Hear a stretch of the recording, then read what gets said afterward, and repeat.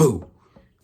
That get you? Hold on, how to put the glasses on. Couldn't see my notes, my bad. It is spooky season and I'm feeling the holiday spirit. So grab your favorite goth baddie, put on some, I don't know, some lip piercings. Put on your favorite horror movie mask because it is time for me to come out with a spooky little video. Ooh.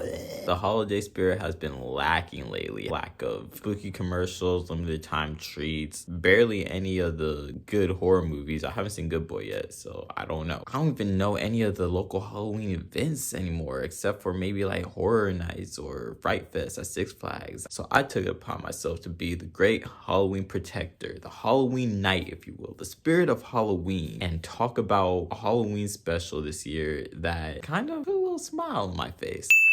And that is Marvel Zombies. Marvel Zombies is a limited time series on Disney Plus come to us from Marvel Animation. It follows the story from the What If Zombies episode in 2021. That was so long ago now. This series continues the story of a world infected by a quantum virus, even taking out the Avengers. And with Earth's mightiest heroes fallen, it's up to a ragtag team of unlikely heroes to help save humanity. Yo, I sound tired. I am tired. A lot's been going on this past week. And let me just say, this series completely subverted my expectations. I mean, I was expecting it to be okay at best, but it was just way better than what I thought. Of course, it wasn't some God-sent series come down from us from the heavens. No. But it was way better than the past 2 seasons of What If. This series was a great Halloween special that, in my opinion, would have worked way better as like a 30-minute little short film. Like 2022's Werewolf by Night. This series was almost like Marvel teasing us because it took everything from the past 3 phases that I hated and made it better. Like, they can make something good still. It's just they chose to come out with mediocre films along with some good films, but like it made me care just a bit more. It just made me just a little bit. Spoiler alert, if you haven't seen What If, while you're watching this video, go click off, go watch What If, the Zombies episode, and then come back and watch this video because I'm about to actually get into some heavy spoilers. This whole video is gonna be spoilers actually. What If season 1, the Zombies episode took place around the time Infinity War was starting. Basically, the story is in Ant-Man and Wasp, not Quantumania, but Ant-Man and Wasp, what would have been Ant-Man and Wasp. Hank Pym goes to save his wife in the quantum realm. She got infected by a quantum virus, turns into a zombie, buys Hank Pym. They bring it back and they start infecting the entire city. Hence why Scott Lang is also just ahead, because they end up taking the rest of his body. They bite the Avengers, who also end up getting infected. They infect the entire city instead of saving it. And with the Avengers gone, there was only like just a small group of survivors, including Spider-Man, Hope Van Dyne, Scott Lang's head, Bruce Banner. Then, trying to save humanity, they go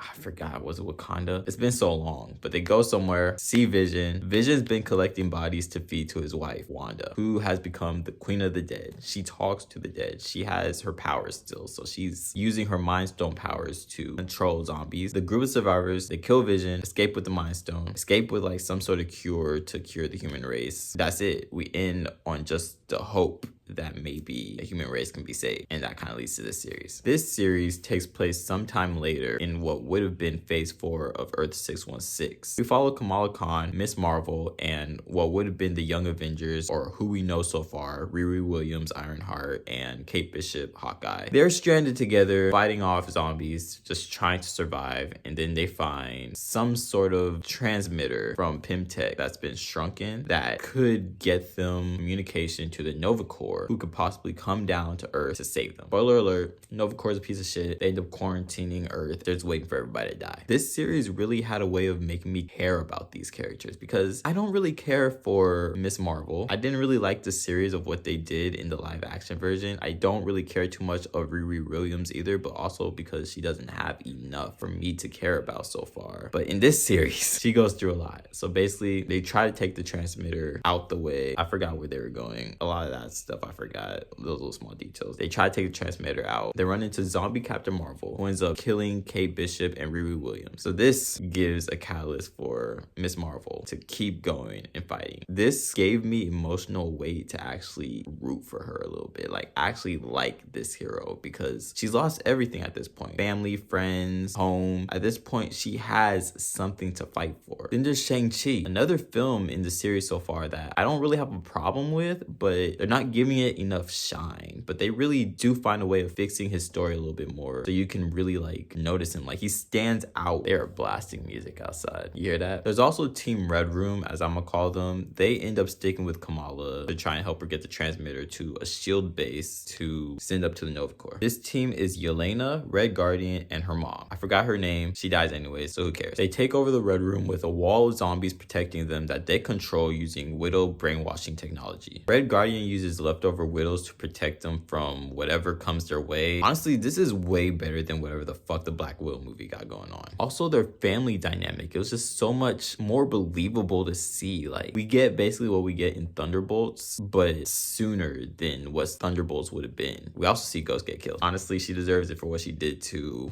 my girl, Taskmaster. That brings me to Blade. This is why I say this is such a tease of a series, because they give us Blade, and we know, us sports fans know, that Blade is someone that Marvel has been playing around with and delaying since the dawn of time. They announced this some years ago and just kept delaying it and delaying it and delaying it. This coming from somebody that hates vampire movies, but I love the old Wesley Snipes Blade movies. I would love to see what the essence would bring in a modern society, a modern light. But that damn Kevin Feige keeps saying, oh, we're going to delay here. Oh, we want to make it better. Oh, we want to do this. We want to do that. Mahershala Ali has been rejecting a bunch of other jobs just to keep himself available for this movie. If you don't get something finalized like ASAP, I feel like someone's going to lose their mind. Someone's going to lose their mind. I think everybody's lost hope for this movie, but we at least get something of what Blade would have been in this series. He's not voiced by Mahershala Ali, but it's clear in the design that this is supposed to be Mahershala Ali's Blade. So the story goes, before the virus hit, Blade was friends with Moon Knight, Oscar Isaac, and Oscar Isaac ends up getting infected by the virus, leading him to pass on his role as Avatar of Khonshu to Blade. So now Blade is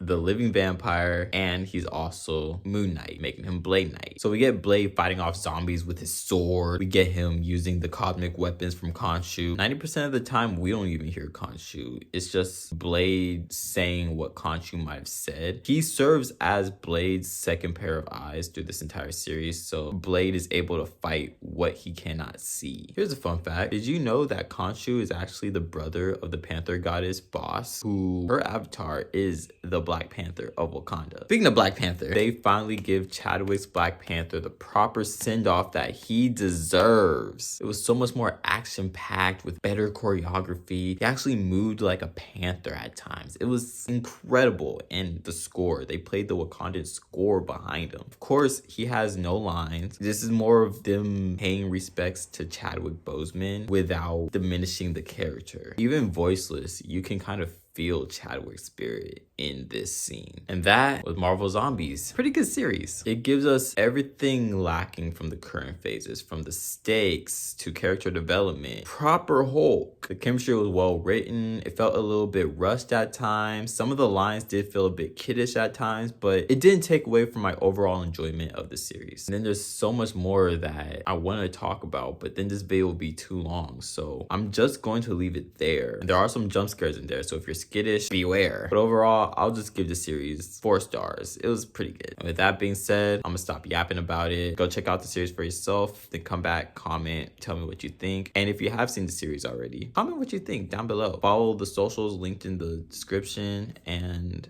with that being said, I don't have anything else. Happy spooky season, y'all. Deuces.